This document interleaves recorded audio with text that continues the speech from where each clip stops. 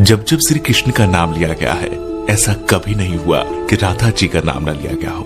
श्री कृष्ण को अमूमन भक्त राधे कृष्ण कहकर पुकारते हैं, क्योंकि यह दो शब्द, ये दो नाम सिर्फ एक दूसरे के लिए बने हैं और इन्हें कोई अलग नहीं कर सकता। लेकिन तब क्या हुआ था जब कृष्ण को राधा को छोड़कर जाना पड़ा? बिना कृष्ण के आखिर राधा कैसे रही होगी? ये सवाल ही मन में व्याकुलता पैदा कर देता है। आज हम राधा के जीवन के वो पन्ने पलटने जा रहे हैं जिसके बारे में हम में से ज्यादातर लोगों को कुछ नहीं पता होगा। कृष्ण से राधा और राधा से कृष्ण को कोई जुदा नहीं कर सकता, लेकिन हालात और वक्त ने इन्हें भी नहीं बख्शा। यह हम सभी जानते हैं कि कृष्ण का बचपन वृंदावन की गलियों में बीता। नटखट नंदलाल अपनी लीलाओं से सभी को प्रसन्न करते तो कुछ को परेशान भी करते, लेकिन कृष्ण के साथ ही वृंदावन की खुशियां थी। कृष्ण ने अपनी बांसुरी की मधुर ध्वनि से अनेकों गोपियों का दिल जीता, लेकिन सबसे अधिक यदि कोई उनकी बांसुरी से मोहित था तो वो राधा थी। लेकिन राधा से कई ज्यादा प्यार कृष्ण उन्हें करते थे।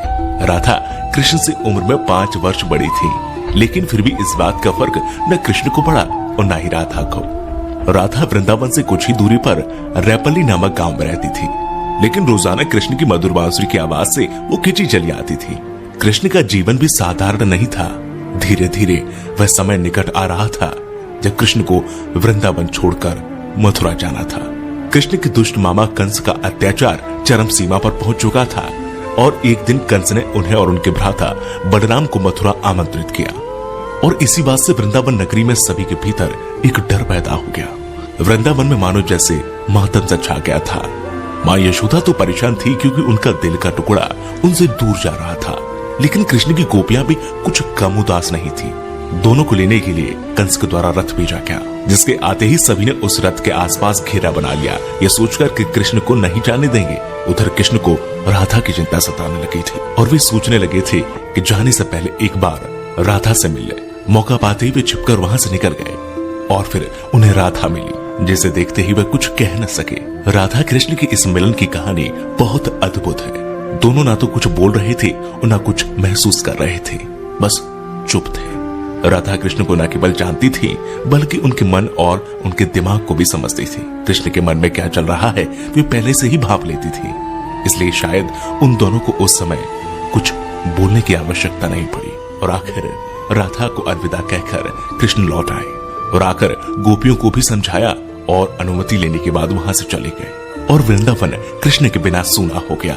न कोई चहल पहल थी और न ही कृष्ण की लीलाओं की कोई झलक। बस सभी कृष्ण के जाने के गम में डूबे थे। परंतु दूसरी ओर राधा को इस बात का कोई फर्क नहीं पड़ा था, क्योंकि उनकी दृष्टि में कृष्ण कभी उनसे अलग हुए ही नहीं थे।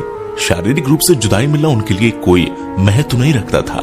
यदि कुछ महत्वपूर्ण था तो राधा कृष्ण का भावनात्मक रूप से हमेशा जुड़ा रहना। कृष्ण के जाने के बाद राधा पूरे दिन उन्हीं के बारे में सोचती रहती और ऐसे ही लंबा अरसा बीत गया। लेकिन आने वाले समय में राधा की जिंदगी क्या मोड़ लेने वाली थी उन्हें इसका अंदाजा भी नहीं था। जो हर लड़की के साथ होता है वही राधा के साथ भी हुआ। माता पिता के दबाव में आकर राधा को विवाह करना पड़ा और विवाह के बाद अपना जीवन संतान घर गृहस्थी के नाम करना पड़ा। लेकिन दिल के किसी कोने में अब भी कृष्ण मौजूद थे। दिन बीतते गए, वर्ष बीत गए और समय आ गया था कि अब राधा काफी वृद्ध हो गई थी। और फिर एक रात वे चुपके से घर से निकल गई और घूमते घूमते कृष्ण की द्वारका नगरी जा पहुंची।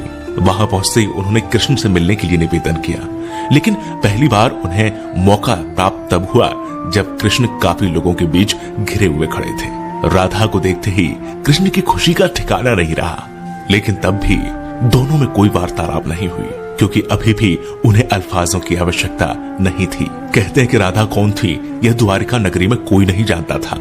राधा के अनुरोध पर कृष्ण ने उन्हें महल में एक देविका के रूप में नियुक्त कर दिया। वे दिन भर महल में रहती, महल से संबंधित कार्यों को देखती और जब भी मौका मिलता दूर खड़े होकर कृष्ण के दर्शन कर लेती। लेकिन फिर भी न जाने क्यों राधा में धीरे धीरे एक भय पैदा हो रहा था, जो बीतते समय के साथ बढ़ता चला गया और उन्हें फिर से कृष्ण से दूर जाने का डर सता रहा था। उनकी भावनाएं उन्हें कृष्ण के पास नहीं रहने देती। साथ ही बढ़ती उम्र भी अब उन्हें कृष्ण से दूर ले जा रही थी। और आखिर एक शाम महल से वो चुपके से निकल गई और न जाने किस ओर चलती। वह नहीं जानती थी कि वह कहां जा रही है, आगे मार्ग पर क्या मिलेगा, बस चलती जा रही थी। परंतु कृष्ण तो भगवान है, वे सब जानते थे, इसलिए अपने अंतर मन में भी जानते थे कि राधा कहां जा रही है। फिर वह समय आ गया जब राधा को कृष्ण की आवश्यकता पड़ी। वह अकेली थी, बस किसी तरह कृष्ण को देखना चाहती थी, और जैसे ही यह तमन्ना उनके मन में आई, कृष्ण उनके सामने प्रकट हो गए। कृष्ण को अपने सामने देखकर राधा खुश हो गई, परंतु दूसरी ओर वह समय निकट आ गया था जब राधा अपने प्राण त्याग कर दुनिया को अलविदा कहना चाहती थी। कृष्ण ने राधा से प्रश्न किया, कहा कि वे उनसे कुछ मांगे, लेकिन राधा ने मना कर दिया। कृष्ण ने फिर से कहा कि जीवन भर राधा तुमने मुझसे कभी कुछ नहीं मांगा। कृष्ण के अनुरोध पर राधा ने उनसे आखिरी बार बांसुरी बजाने के लिए कहा, और कृष्ण बिना देरी किए बांसुरी को निकाला और बेहद मधुर धुन बजाने लगे। और बांसुरी की आवाज जैसे ही उनके कानों में गई, राधा ने अपनी आंखें बंद कर ली, और धीरे धीरे राधा ने अपना शरीर त्याग दिया और दुनिया से चली गई। उनके जाते ही कृष्ण ने राधा को अपनी गोद में ले लिया और राधा से चिपटकर रोने लगे। उनकी आंखों से आंसू रुकने का नाम नहीं ले रहे थे, और उसी दिन से कृष्ण ने बांसुरी को कभी नहीं बजाया। तो ये थी राधा और कृष्ण के जीवन की कहानी। अगर आपको पसंद आई है तो इसे लाइक करें, शेयर करें, कमेंट करें, और हाँ, अगर आप हमारे चैनल में नए हैं तो हमारे चैनल को सब्सक्राइब जरूर करें। साथ ही अगर आप किसी व्यक्ति विशेष के बारे में कुछ जानना चाहते हैं तो हमें कमेंट करके बताएं।